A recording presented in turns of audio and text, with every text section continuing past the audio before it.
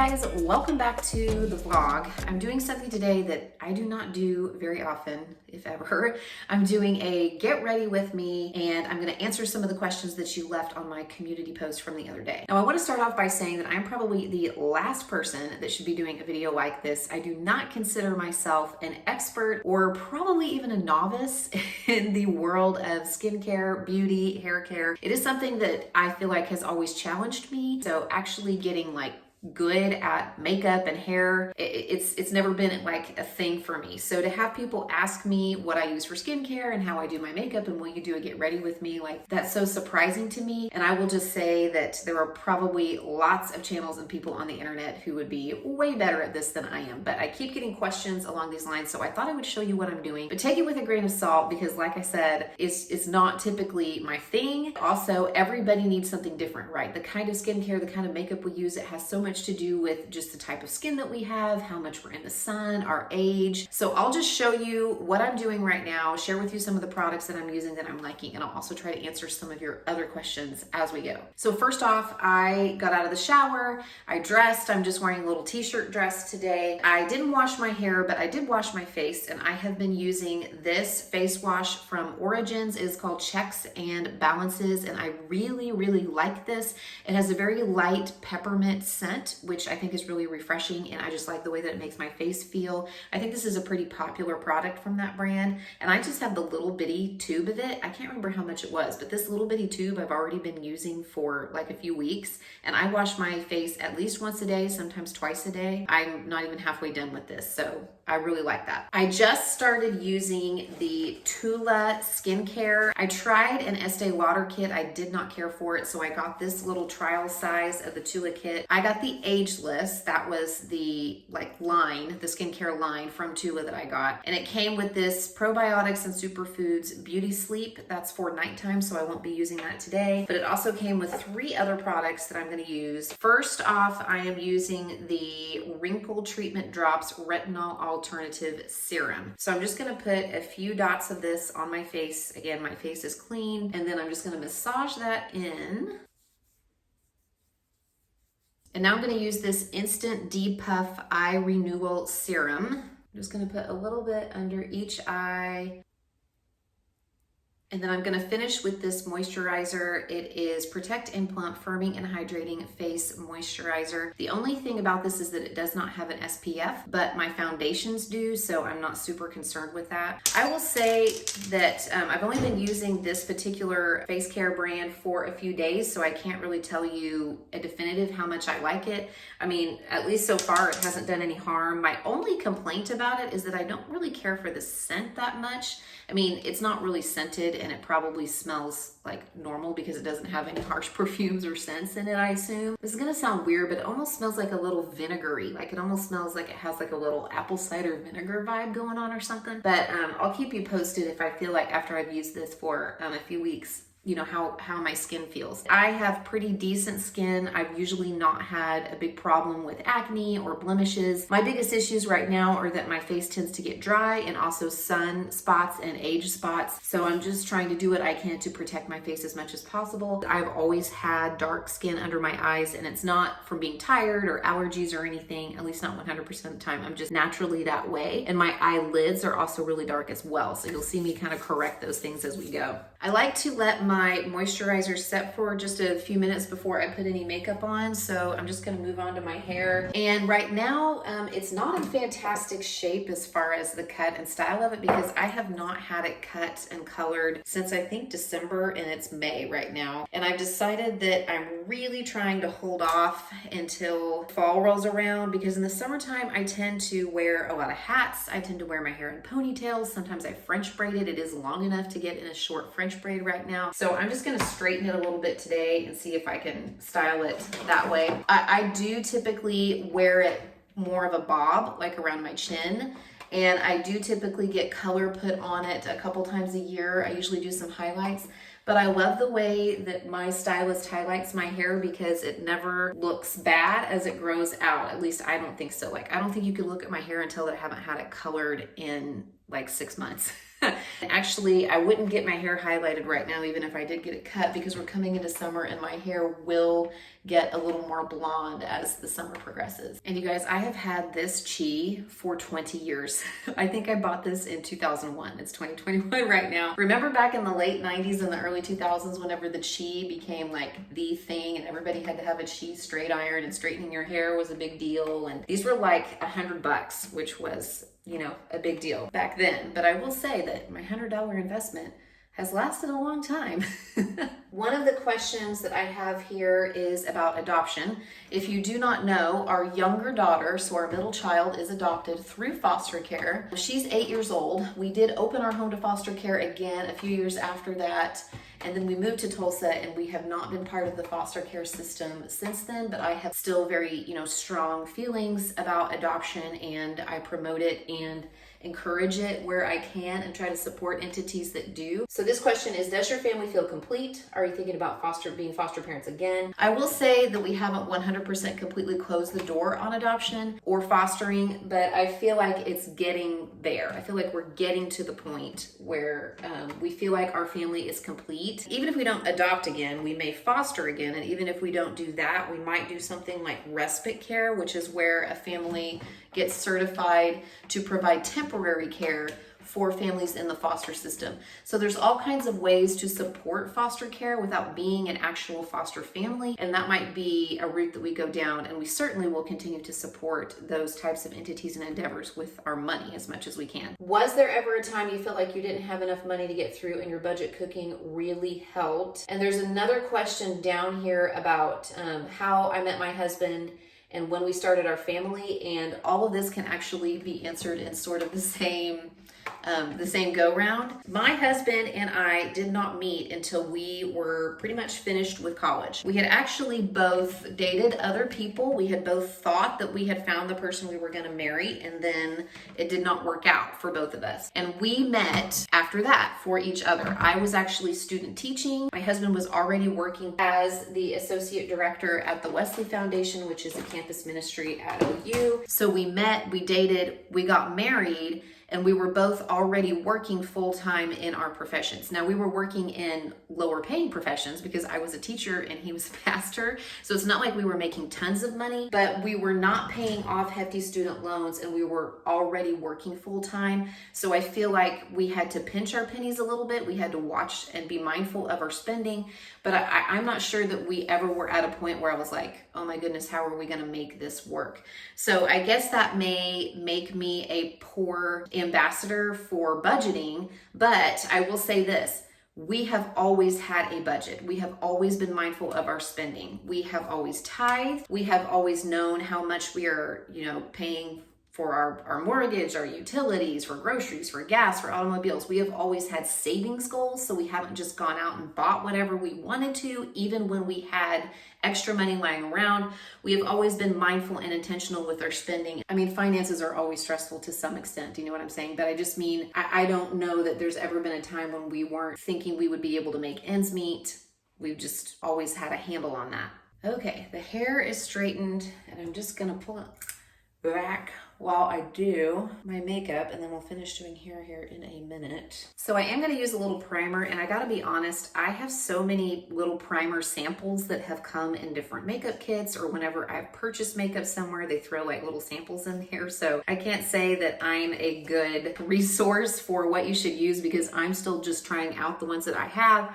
If I ever run out of those, then I'll probably, do a little more research and find just the perfect one. So this is just an over-the-counter one. It's from CoverGirl. It's called True Blend Face Primer for Dry Skin. So I just have a little bit of that on.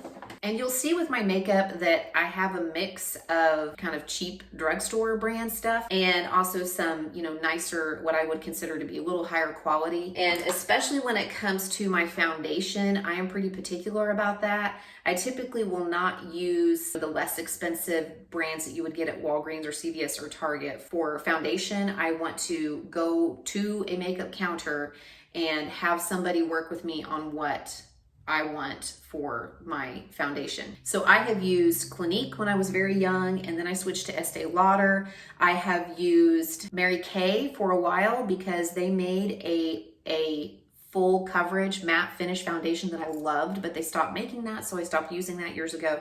And then I tried MAC, which I liked okay. I've also used Lancome, but right now I am using this from It. It is a CC cream, and it came recommended by my friend Molly over at Classically Molly, and she is really good with makeup and beauty things.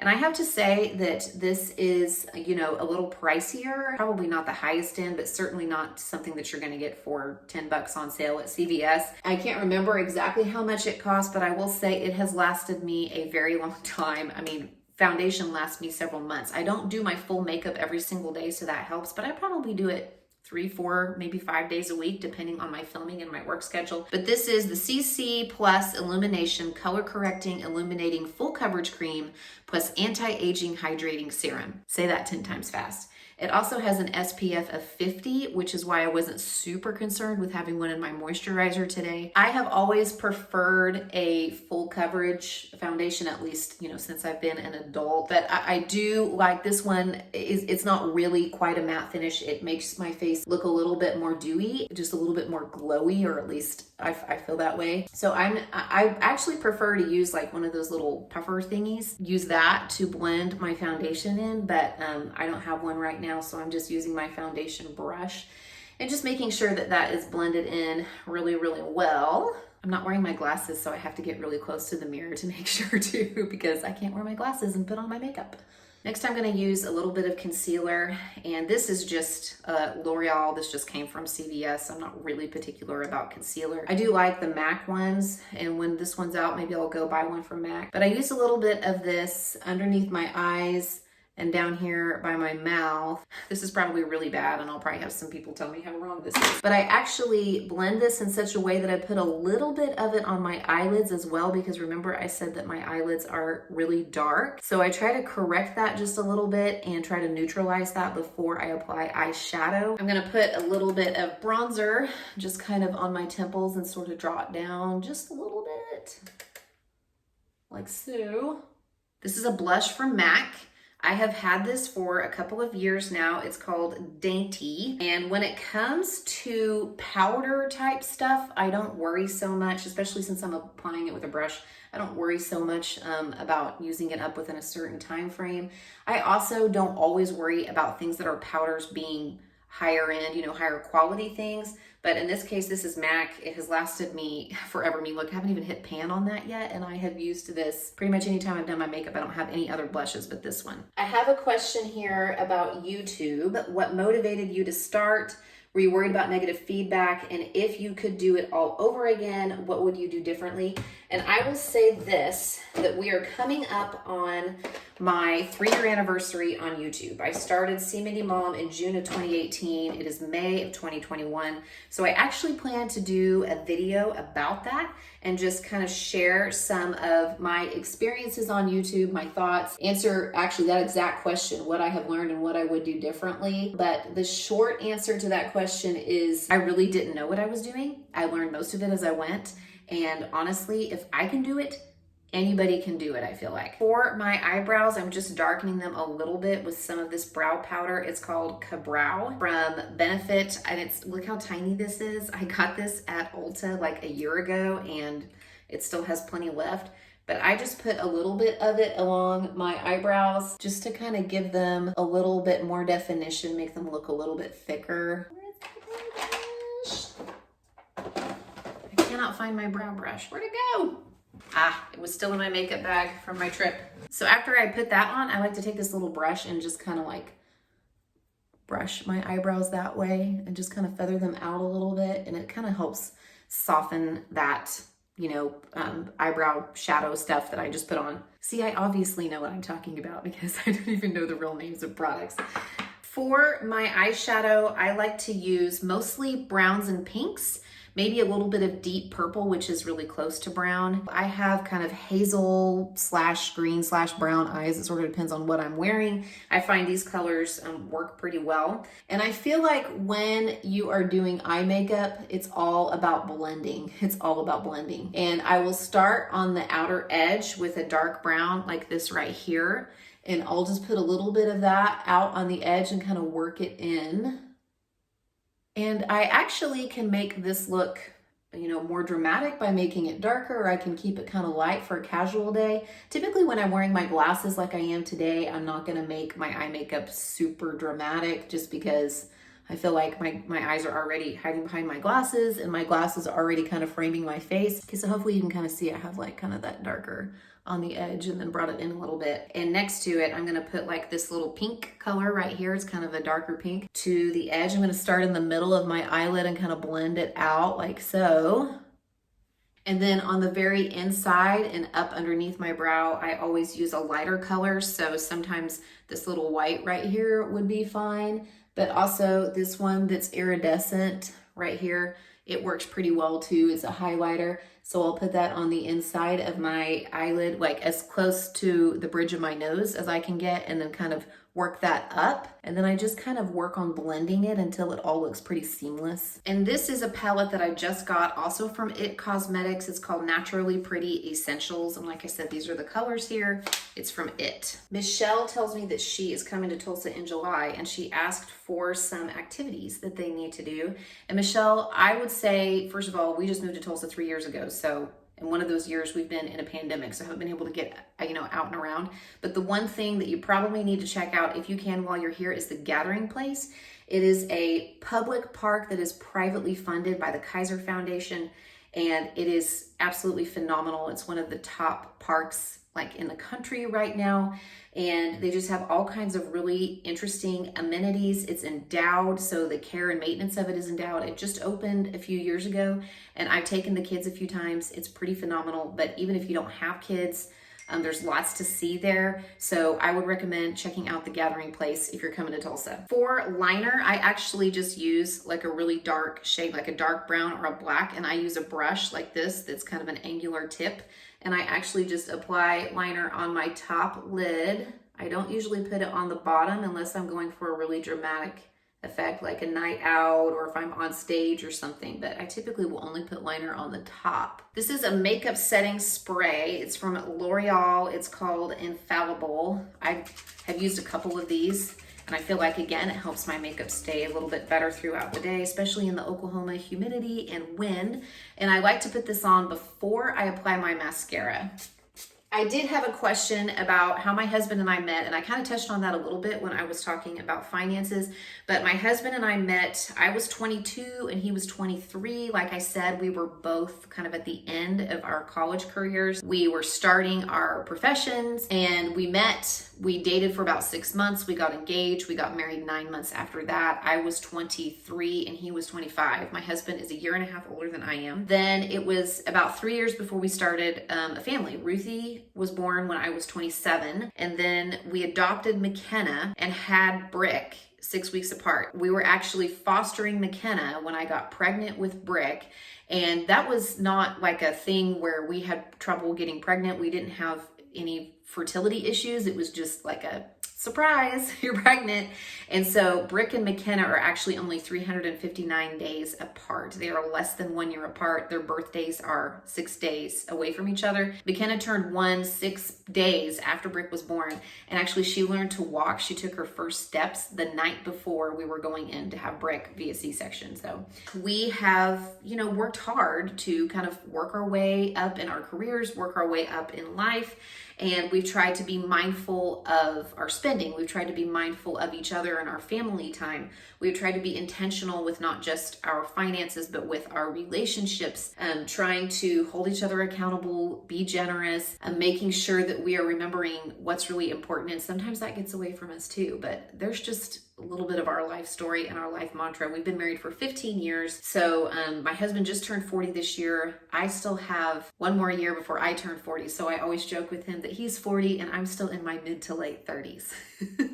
All right, you guys, we're getting to the end, I promise. I'm gonna curl my lashes, and I don't know who showed me this trick, but I always put my blow dryer on my lash curler for a few seconds and warm it up because I feel like I get a better curl. I mean, it kind of makes sense. We heat up a curling iron, so why should I not heat up my little lash curler thingy?